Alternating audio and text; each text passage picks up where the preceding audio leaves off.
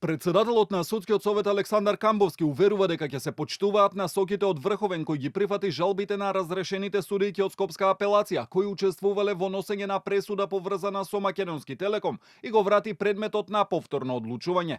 Минатата недела на пресконференција, разрешената судијка Наташа Савовска-Димитровска рече дека членот на Советот Тања Чачарова-Илиевска, која е подносител на барањето за утврдување на одговорност на судиите, требало да се изземе поради судир на интереси. Доколку Советот сега ја изземе како што всушност е и нападствието на Врховен, Савовска сметаше дека барањето за одговорност би било безпредметно. Судскиот совет секако дека постапува и во тој предмет и во сите предмети што ги има.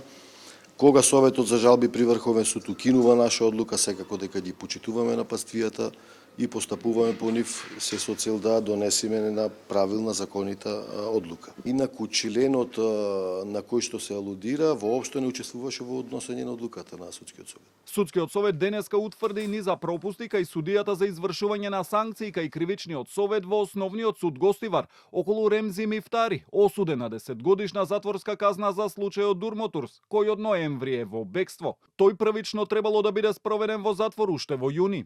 Судијата за извршување на санкции имало врска веднаш од како го примило известувањето истиот ден да издаде наредба за присилно спроведување.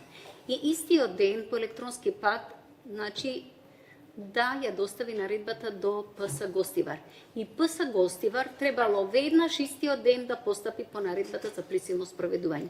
Недозволиво е, после 5 дена да се изврши достава од Основниот суд Гостивар до ПС Гостивар. Во врска со апелацискиот судија Ѓоко Ристов, кој е под истрага на обвинителството, откако во домот на неговите родители во Неготино беа пронајдени содзидани 350.000 евра, за кои постои сомневање дека се нелегално стекнати.